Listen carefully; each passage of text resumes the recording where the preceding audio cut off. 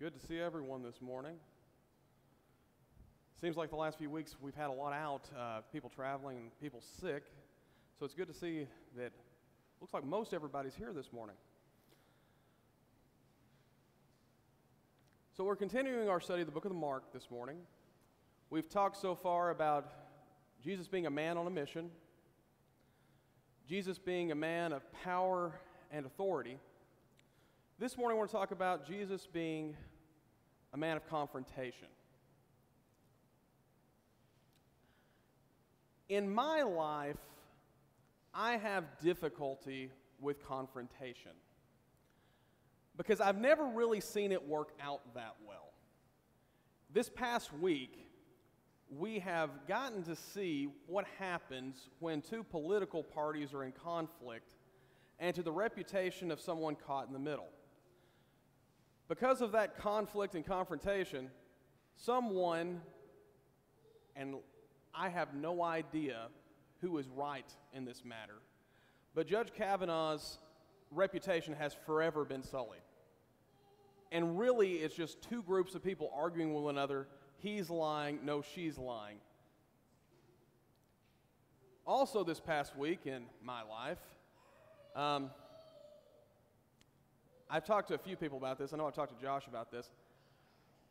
I am the best internal medicine physician in Stevens Point working for Aspirus because I'm the only internal medicine doctor in Stevens Point working for Aspirus. And we were hoping to get me some help. And we had hired this gentleman to be there at least temporarily to basically see people because I only have so many hours in the day. And because of a confrontation that he had with administration, he is no longer helping me out. So for me, it's hard for me to justify being confrontational. And it's something I've always struggled with. I was taught, try to cooperate, collaborate when possible, and to do your best to keep from having those type of conflicts happen. Problems whenever you're trying to engage certain things because you're afraid of what will happen, what the results will be, the bad things that can come from it. Maybe you even have a family member or a close friend who's doing something that's detrimental to them. Maybe you know something that's going on in a fellow Christian's life and you're afraid to confront them because you don't want to do anything to upset them. You don't want to lose whatever relationship it is you have besides just being fellow Christians. Maybe it's they're close friends, maybe it's a family member, and you don't want to mess with that relationship. Now, I know some of you are kind of the opposite of that, and if there's any time that you can create a conflict, you will find it, and you kind of breed off that. Whenever we look at the conflicts and confrontations that Jesus had, they were always very pointed and they always had a specific goal in mind. And I think a lot of the conflict that comes from fellow Christians is not so much from having different goals, because I believe our goals are more or less the same. We want to get as many people to come into the kingdom as possible, and we want to help the kingdom live eternal life with the Father. I think everyone pretty much is in agreement over that. The issue is sometimes we have conflict about how exactly that should be done. Jesus, especially in the confrontation with a certain group of people. So this morning we're going to look at a very specific one, but as you read, I've encouraged everyone to read at least 4 chapters of Mark on Monday, Tuesday, Thursday, and Friday. That reads through the entire book in 4 days. Mark those specific conflicts, and I'll go ahead and show you. We talked about a few of them last week in talking about Jesus' authority. Whenever one of these confrontations happened, it usually was either preceded or followed by Jesus showing his authority. And that all of the confrontations that he had were specifically to demonstrate this authority. Whenever we have a confrontation, whenever we have a conflict, really what we're trying to do is to somehow turn with me to the text, Mark chapter 12.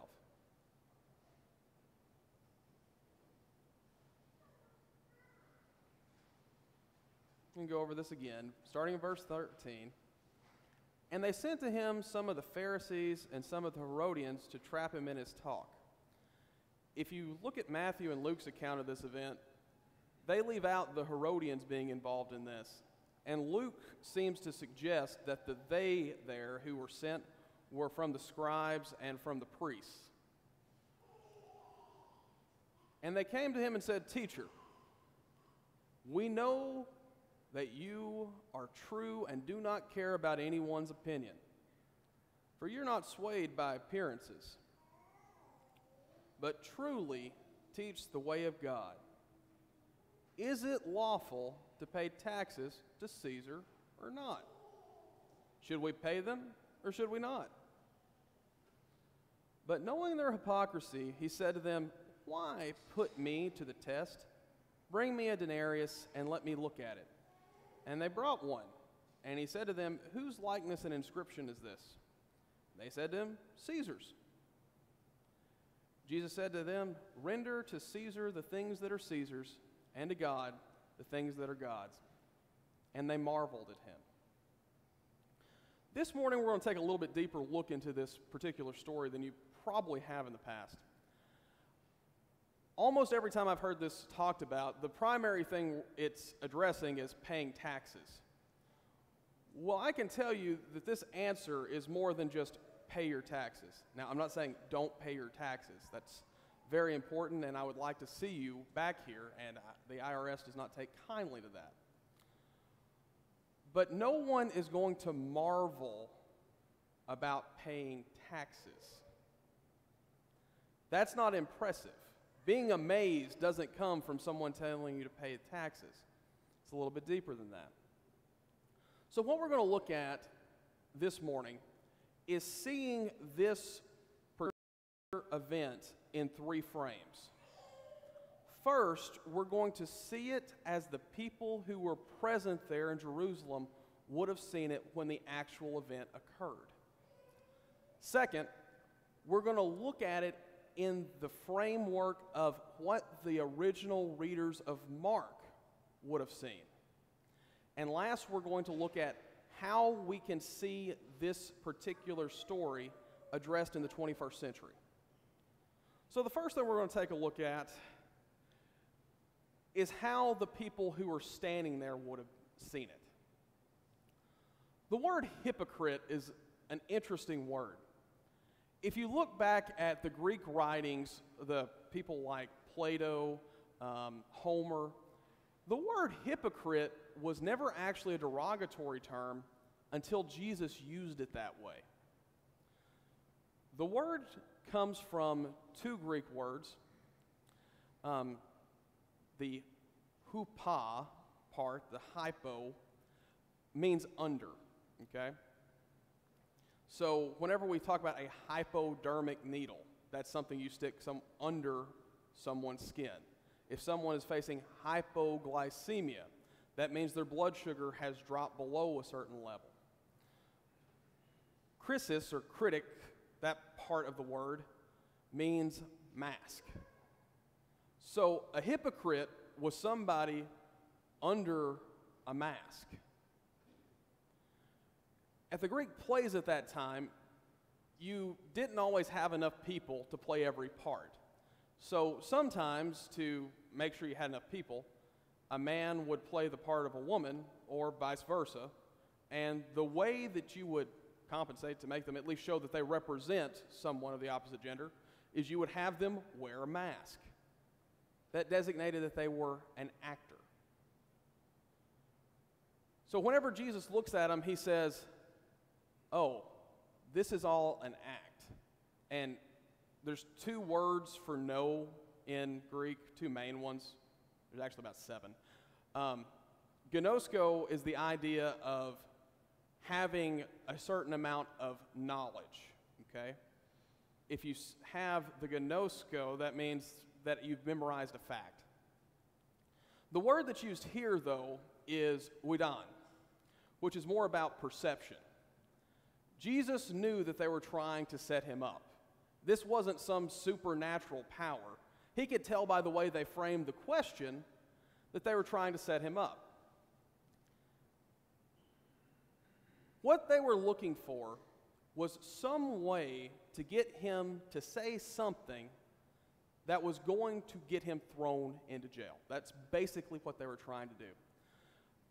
There was a gentleman back around this time, it was about the year 6, so Jesus would have been fairly young, whenever Caesar Augustus first introduced the tax. So up until this point, 86, the people living in Jerusalem didn't pay taxes. Whenever they would go throughout their daily lives, they got to take advantage of certain Roman perks, but they weren't having to pay for them. So what the Romans said is, you're not going to do that. And a gentleman by the name of Judas the Galilean led a revolt about these taxes. And eventually, it was the Herodians who calmed that group down and said, yes, you are going to have to pay the tax. It was the relationship between Herod, particularly Herod Archelaus, and Rome that eventually led to some amount of peace in this region of the Roman Empire. What they were looking for is Jesus to say something that would lead to a conflict, and they thought that he was going to be afraid to answer. The fact that he said anything really is relevant because most people would have just ran away. Whenever Jesus was faced with a confrontation by these religious leaders, Jesus addressed it. And not only did he address it in a calm way. It says, go get me a denarius, or bring me a denarius. Something interesting, I've talked about Mark being the gospel of action. Matthew and Luke say, show me. Mark says, bring me. It's kind of an interesting point. And he said particularly, bring me a denarius. In this level of the story, I'm not too sure that that really was anything particularly important. But I do think that to Mark's readers, this would have been something very important. So Mark was written to a primarily, though not exclusively, Roman audience. Whenever the original readership would have read this, they would have been very familiar with the denarius coin. So in Judea at the time, there were 3 main coins: a silver coin, a gold coin, and a copper coin. Okay? The silver and gold coins were things made by Rome. Particularly the denarius was the silver one. That's what you're seeing an image of here. The copper coins were minted for a particular reason. So one of the issues that Judas the Galilean had was that they were expecting the citizens to pay with Roman coinage. And one of the compromises that was made was that there would be a particular coinage to be used in Judea, that was made out of copper, that would be used particularly in a temple setting, because there were taxes that had to be paid before you would go into the temple. Okay? Why do you think he had a problem with it? Well, you're looking at it.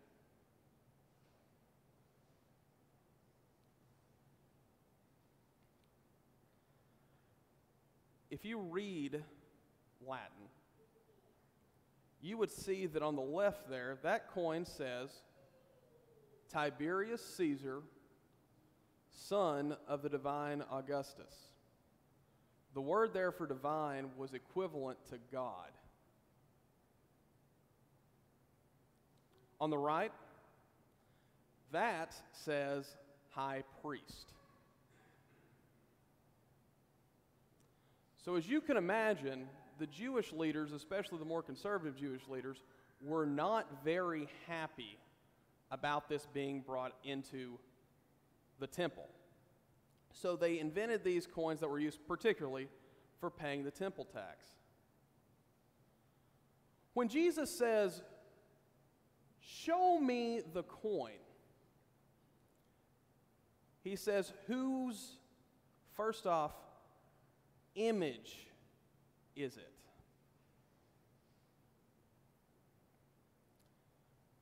Up until around 86, the Jewish leaders and really the people as a whole had worked very hard to keep them from bringing the eagle, that was the symbol for Rome, into Jerusalem. They didn't want it posted.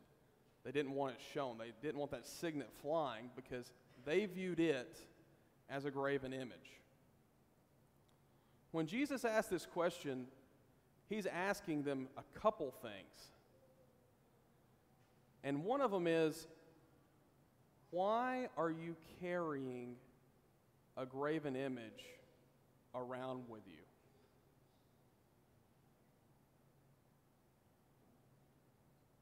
Because if you are doing that, who are your real loyalties to? And he also asked what inscription is on it. And this inscription acknowledges the emperor as at least some form of God.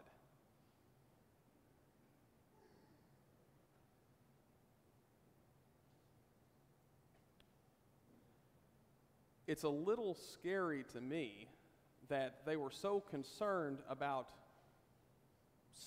making sure that they were washing their hands correctly. They were making sure that they didn't pick up too many sticks on the Sabbath. They were making sure that Jesus didn't do healings on the Sabbath, yet they were breaking the second commandment just by their normal day-to-day lives.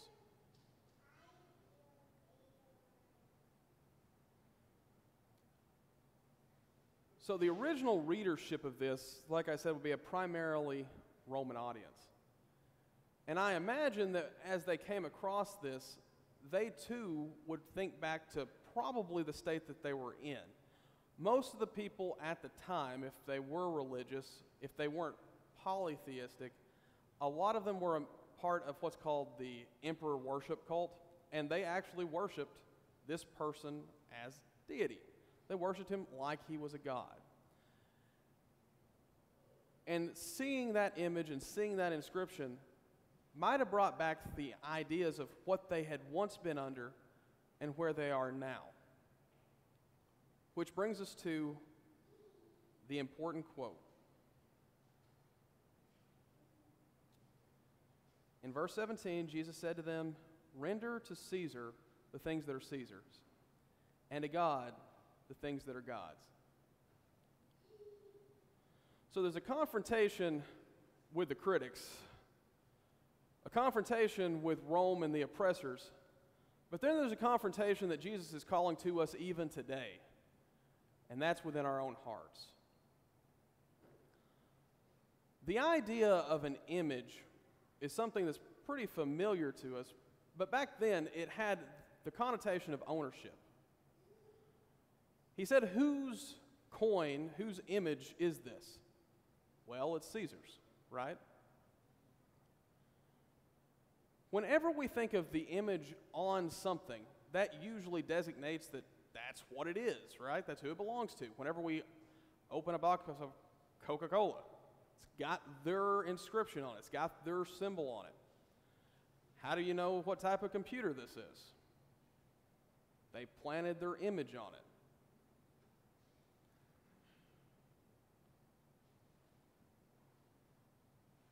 Jesus is asking, what image are you bearing?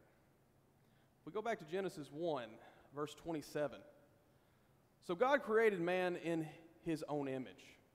In the image of God, he created him. Male and female, he created him. We are given the obligation and vocation to bear God's image. It shows that we belong to Him when we bear His image. When you look at a lot of the myths at the time, before the Old Testament was written, or right around the time that the Old Testament was written, these would have circulated.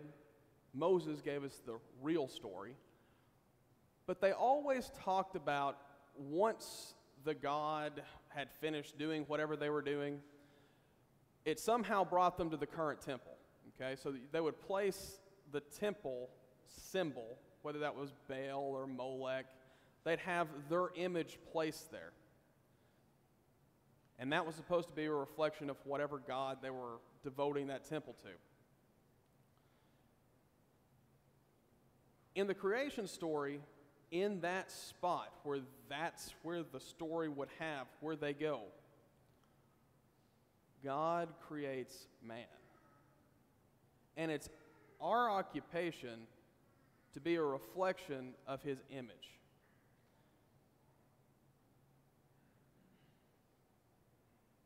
God also shows ownership of His Son. He calls Jesus the image of the invisible God, the firstborn of all creation. Whenever we bear God's image, that shows that we belong to Him. Jesus' challenge says, there's things of this earth. You've got these coins, you're using them, they're doing what they're supposed to be doing for money exchange, you're taking advantage of that. That belongs to them. But far greater than that, you belong to God. And it's your responsibility to reflect His image. You can give the money that Caesar deserves back to him, but you give God the things He deserves. And He deserves every single person on this earth to call upon Him and to become a Christian and become part of the kingdom. That's what they marveled at. So my challenge to you this morning is, what are you going to hold to? Are you going to hold to those things that belong to the earth and render to the earth the things that are God's? Or are you going to give to God the things that are God? Do you hold to the traditions, or do you hold to the Scriptures? Do you fear the power of the elements, or do you fear the power of God? Do you care about your views of what Jesus said about Himself, or what He actually said about Himself? Do you serve Satan or God? I'll tell you, all of the confrontations that take place in the book of Mark can fall into a couple different categories. You've got confrontations with Satan's kingdom in the casting out of demons. You've got confrontations with the scribes, the Pharisees, and the priests. You've got conflicts with the elements, and you've got conflicts with His own disciples. All the confrontations that we have in a spiritual realm are going to probably fall into something along those same four categories. The question is, how are you responding to them? The conflict that is going on the inside, who's winning? Satan or God? This morning, are you rendering to God the things that are God's? A lot of times we put a lot of emphasis on the things that people do and people say. I challenge you this morning to put your faith in God's kingdom as together we stand and as we sing.